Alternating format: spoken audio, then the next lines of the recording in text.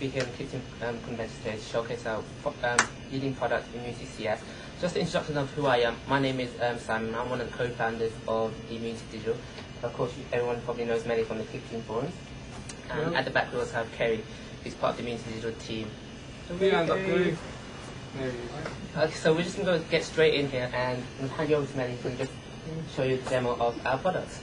Thanks, Simon. Okay, I'm just going to get into ImmunityCS and just show you guys some of the things you guys can do with this. There's so much to cover, but I'm going to just try and keep things just to the major stuff.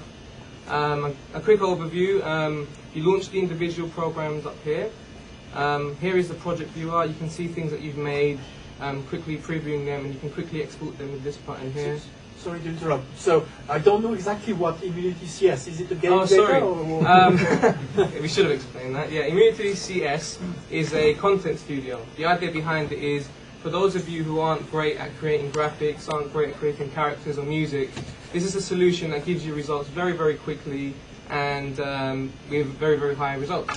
So, again, going back to this, this is the project viewer. You can see the different things you've made. For example, you can see characters using this tab, backgrounds in this tab, and music using this tab. This is a status bar. You can see how much disk space you've got left. These three little tabs here are called widget tabs, and widgets are our third-party plugins for ImmunityCS, which are basically CCN files for you guys who use MMF.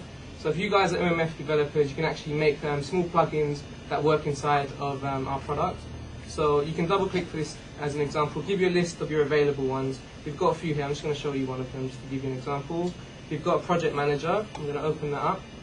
And it goes into this little space here. To open it up, you just press this little button, it opens up, and now you've got a contact list, you've got calendar, to-do list, notes, just a basic project management application there.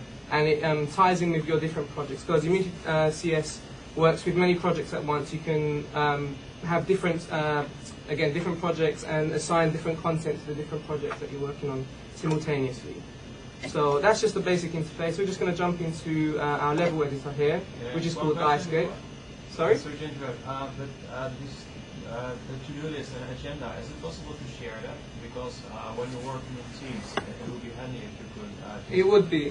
This is just the very early version. I would stress that this is very early. We've still got another 3-4 months, so things can change. It's a very good suggestion, and we'd note that. Okay. If you guys have other feedback, feel free to visit our website. We'll show it at the end, and we really are interested in your feedback to make this better for you guys. Okay? I'm just going to do things one at a time here. This is iScape. I'm not going to explain everything. I'm just going to start using it. The way terrain works in iScape is you assign terrain as if you were painting on a canvas. So, for example, I'm going to click on the rock section here, and I'm going to just choose a tile that I like, for example. And I can change the opacity here. I'm going to go semi-transparent. And all I do, you can see it follows me as I move the mouse. And I can just start drawing onto the canvas. And it seamlessly tiles. You can't see any tiling going on visibly. I can lift up the opacity to let you guys see it a bit better. So it's really, really easy to use. You get results really, really quickly. And this is just the approach. It's just, you paint it. And you just choose what you like from the brushes tab. And you just start painting onto the scene, and you can build up lots of different things, you know. This is an example. You can start blending the different tiles.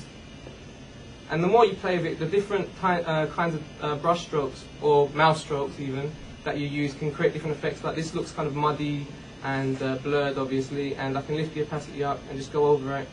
And then you've got like the kind of blending on the edges, and then the hard kind of texture on the top. So you guys can do some quite crazy stuff with this, and obviously all of this is expandable, and we'll talk about that a bit more in a bit. And I'm going to show you guys how you apply props to the scene now. I'm just going to open up the props tab. You've got an array of props that you can assign graphics to and use, so I'm just going to show you how to do that. You open it up, you have a library which of course is expandable, and you can put your own stuff in there, you can purchase more from us. And you also get a free library when you purchase it. So I'm just going to open up the props tab. I've got a little medieval pack set up in here. I'm going to just find a random house. See, you've got different angles that you can use. So I'm just going to choose this one. Double click to assign it. And now all I do is just drag and drop it into the scene. And it's a bit big at the moment, so we can scale it down. And you can start cloning these by just dragging and dropping into the empty spaces. And as you can see, it's really, really easy to do. You can build up scenes really, really quickly. And I'm going to show you guys a problem that you guys will find when you're using other projects and other kind of graphics tools of this kind, which are layers, is always a problem. So for example, if I try and move this house behind that one, obviously it's not going to work because it thinks it's in front. One way of getting around that is by manually typing in a layer. Like one would be the furthest behind, clicking on OK, and it'd go to the back. Okay, that's fair enough, everyone knows about things like that, but that's not very intuitive. But what I can do is add auto layering. So if I click on that, and then now I start moving things. Sorry. Right, I'll just move it out, space it out so you guys can see. If I start moving things, you can see now, in real time, iScape knows what should be in front, what should be behind, and does it all for you automatically. So that's a feature that will get you guys like building things really, really quickly. And of course, it's not just houses. You can put in trees, castles. We've put up a few screenshots during our time developing this. Something else I'd mention rather is, I'm just going to save this quickly because this feature needs this to be saved. So I'm just going to call it convention. Okay, I'm just going to save that. Give it a second. Okay, we're cool. And I'm just going to open up the environment editor, and this is a atmosphere simulator. And what it does, it just filters over the image, and you've got lots of presets you can apply over it. You've got like evening presets, fogs, frostlands, and lots of other things that I've made during my time just playing with it. You can have an environment editor as well, so you can actually make your own environments too. So as I just mess around with these sliders, you can see in the preview that what kind of results you're going to get. So you can kind of simulate different planets and different moods of your game, and it's just fun really. You just it's a pleasure to use as opposed to actually having to work hard, and that's one of the main elements we were trying to go for while we were designing this. So you know, I can save that and then I can apply it, and you know, it's just really, really easy to use, and that's what we were going for. And if you wanted to export it, you click on the export button. You can export in 3 different modes: JPEG, to the clipboard, or straight into your Immunity project, and other third-party applications that you guys can make can access it and export it in lots of different ways. And just to give you an idea of how big this scene is, it is really, really big. It's 3,000 by 3,000. That's our maximum frame size at the moment. And I'll just open up the navigation thing here to give you an idea of how big this thing is. So it is pretty big, considering you've got all these layers going on, all of the brushes going on, and it still runs reasonably well. So that's iScape in a nutshell for you guys. I'm going to move on to iLoop, which is our music system. So I'm just going to create a new iLoop now. I'm just going to call it convention.